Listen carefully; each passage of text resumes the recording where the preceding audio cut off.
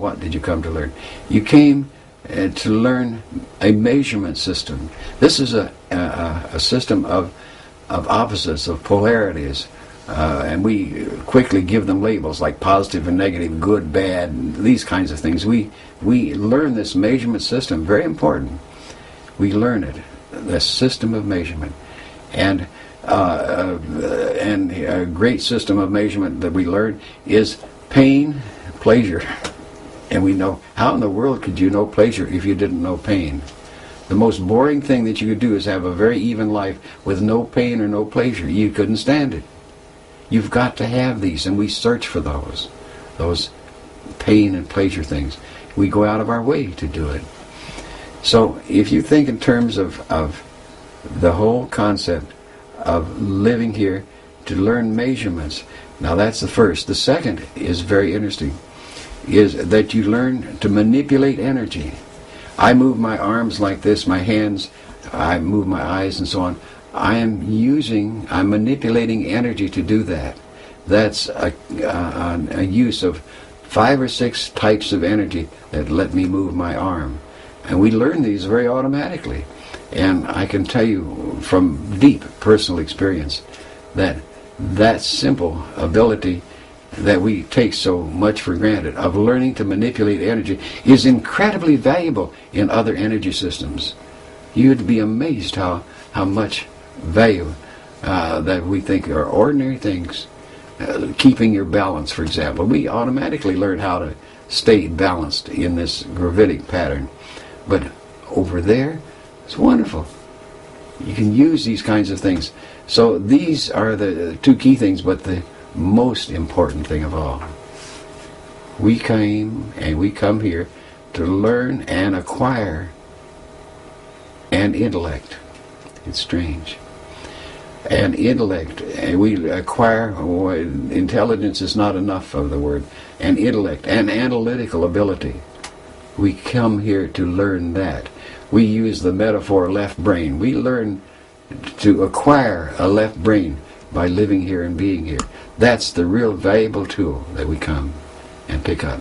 So you think that combination puts together a being that is a super being, and that's true, except a terrible thing happens, as they say, on the way to the store. We think we come and learn this, and we think we will go and take off and go back where we came from.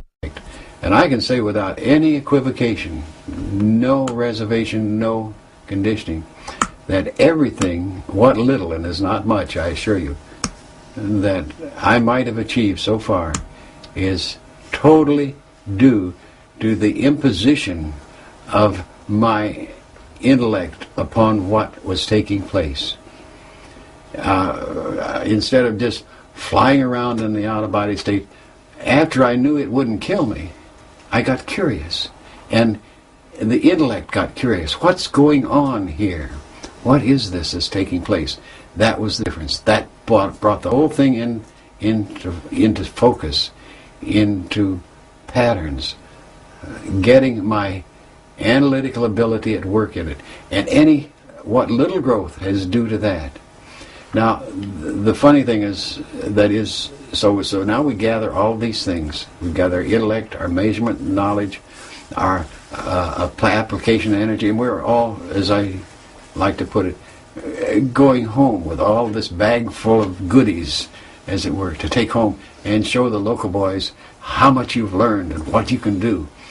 The only problem is that when we do this, we forget something that happens, as again on the way to the store, that we don't expect. What's that? Well, if you know about it, then you can have fun. It's where you don't know about it is where it gets dangerous.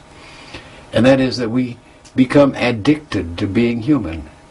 And so after we exit this particular life sojourn, we're saying instead of going home and what I call having escape velocity to go home, something's happened in living that life. We've picked up a load factor. There was friction along the way, and that represents it. So instead of moving out and having escape velocity, we start turning along that, and it's our decision, no one else's. That's the important thing. Our decision. We say, well, I think I'll go back just once more. And this next time, I think I'll be a male instead of a female. That ought to be more fun. Just once more, and then I'll go home. So what happens is, instead of moving this way, we loop around and go back being a human again.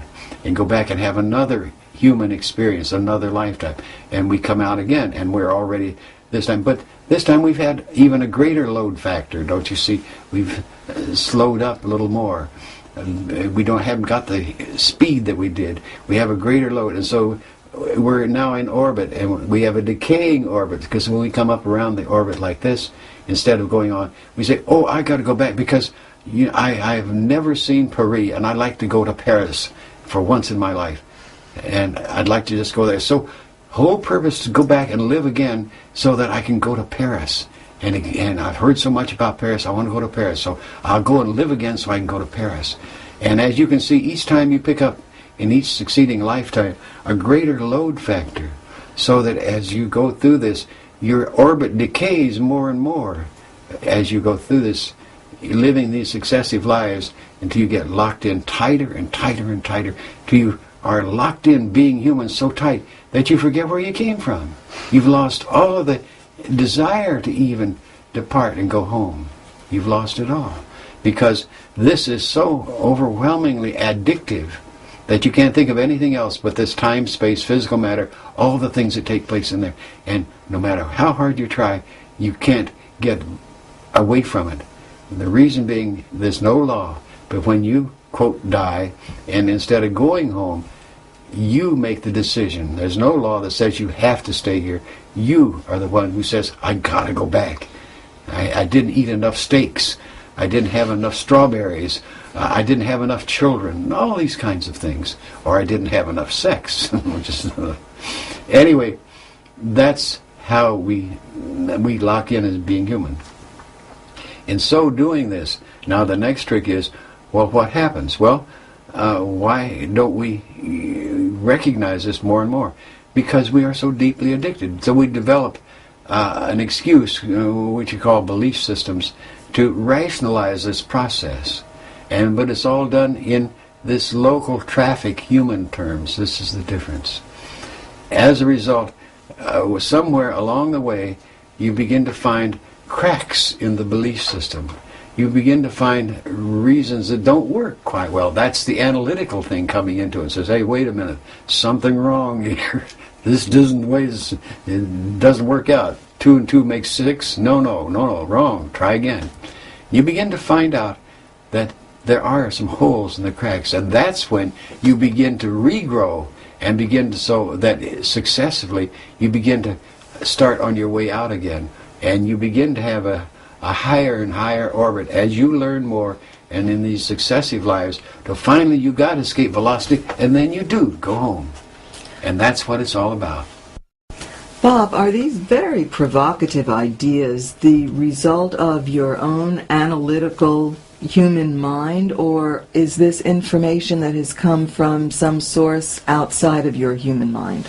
Well, that's that's an interesting question. I would say probably, I can't give you, I'm prone to make percentiles, and I don't know if I can give you an appropriate percentile. It is a combination.